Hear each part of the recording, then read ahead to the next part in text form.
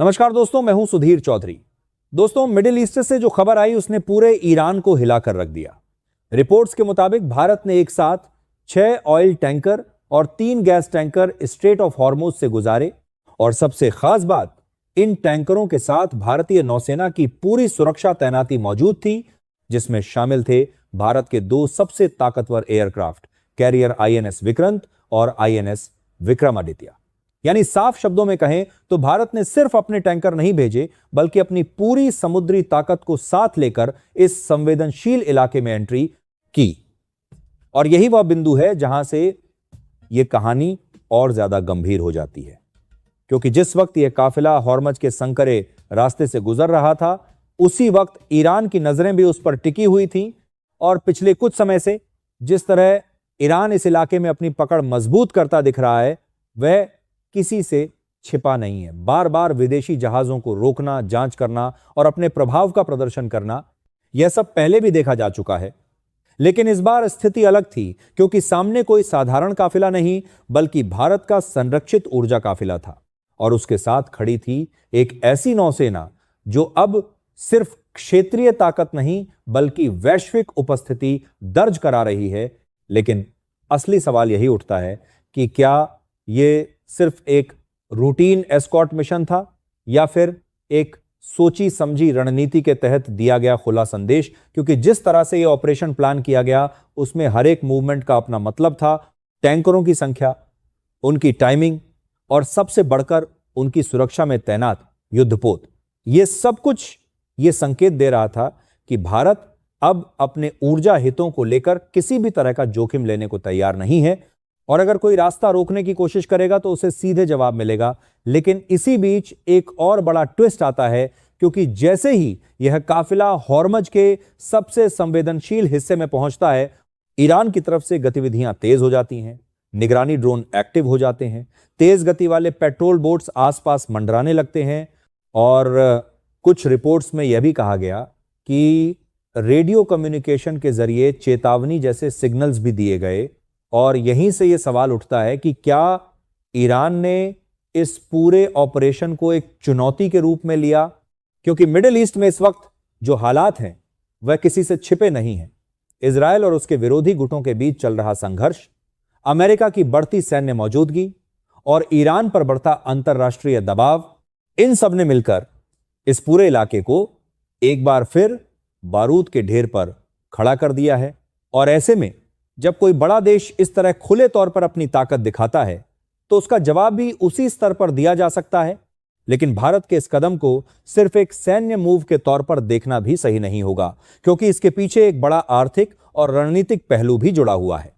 भारत अपनी ऊर्जा जरूरतों का एक बड़ा हिस्सा इसी रूट से पूरा करता है, और अगर यह रास्ता अस्थिर होता है तो उसका सीधा असर देश की अर्थव्यवस्था पर पड़ता है। पेट्रोल की कीमतों से लेकर इंडस्ट्री तक सब कुछ प्रभावित होता है। और यही वजह है कि भारत अब इस क्षेत्र में सिर्फ एक दर्शक बनकर नहीं रहना चाहता, बल्कि एक सक्रिय खिलाड़ी के तौर पर अपनी मौजूदगी दर्ज करा रहा है।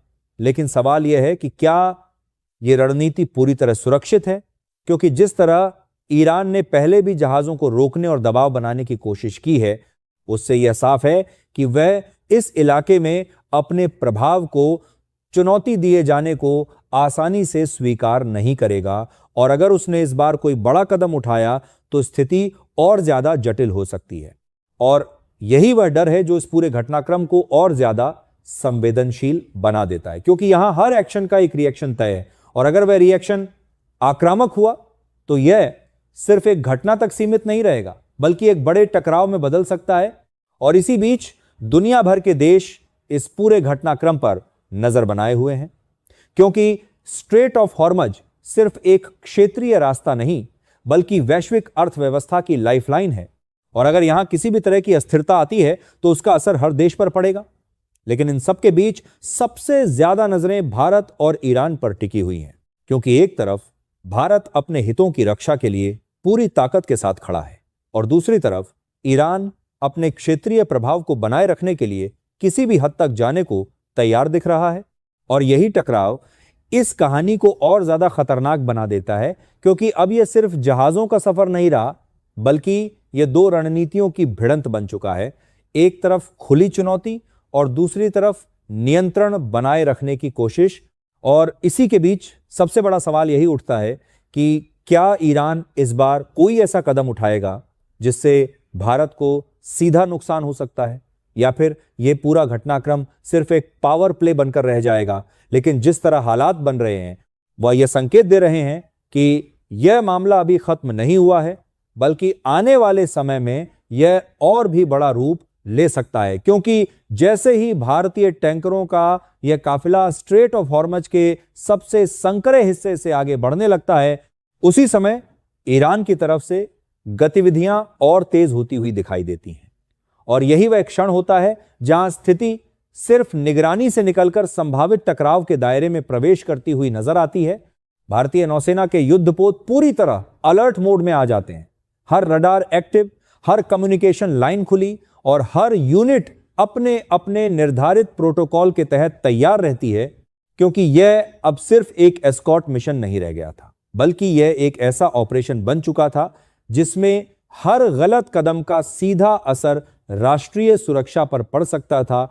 इसी दौरान ईरानी पेट्रोल बोट्स और फास्ट अटैक क्राफ्ट्स दूरी बनाते हुए लगातार भारतीय काफिले की मूवमेंट को ट्रैक करते रहते हैं और कुछ समय के लिए ऐसा माहौल बनता है जैसे दोनों पक्ष एक दूसरे की सीमा को परख रहे हों।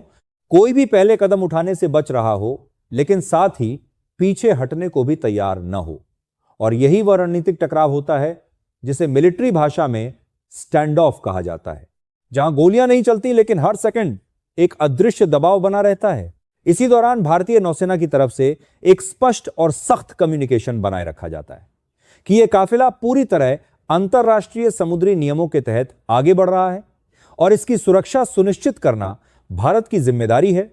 और यह संदेश सिर्फ शब्दों तक सीमित नहीं रहता, बल्कि भारतीय युद्धपोतों की फॉर्मेशन, उनकी मूवमेंट और उनकी पोजीशनिंग भी यही संकेत देती है कि किसी भी तरह की रुकावट को बर्दाश्त नहीं किया जाएगा। लेकिन इसी बीच एक और अहम पहलू सामने आता है और वो है साइकोलॉजिकल वॉरफेयर। क्योंकि इस पूरे घटनाक्रम में सिर्फ हथियारों का ही नहीं बल्कि मानसिक दबाव का भी बड़ा रोल होता है। ईरान की तरफ से बार बार अपनी मौजूदगी दिखाना, ड्रोन की लो फ्लाइट्स और रेडियो फ्रीक्वेंसी पर लगातार एक्टिव रहना, यह सब एक तरह का दबाव बनाने की कोशिश होती है। लेकिन भारतीय नौसेना भी उतनी ही सतर्कता और संयम के साथ इसका जवाब देती है। हर गतिविधि को मॉनिटर किया जाता है, हर मूवमेंट का जवाब तय रणनीति के तहत दिया जाता है और यही वह संतुलन होता है जो इस पूरे ऑपरेशन को सफल बनाता है। क्योंकि अगर यहां किसी भी स्तर पर घबराहट या जल्दबाजी दिखाई जाती तो स्थिति तुरंत बिगड़ सकती थी। इसी दौरान नई दिल्ली में भी लगातार अपडेट्स पहुंचते रहते हैं और हर जानकारी के आधार पर फैसले लिए जाते हैं। रक्षा मंत्रालय, विदेश मंत्रालय और सुरक्षा एजेंसियां एक साथ मिलकर इस पूरे ऑपरेशन की निगरानी करती हैं ताकि किसी भी अप्रत्याशित स्थिति के लिए तुरंत प्रतिक्रिया दी जा सके।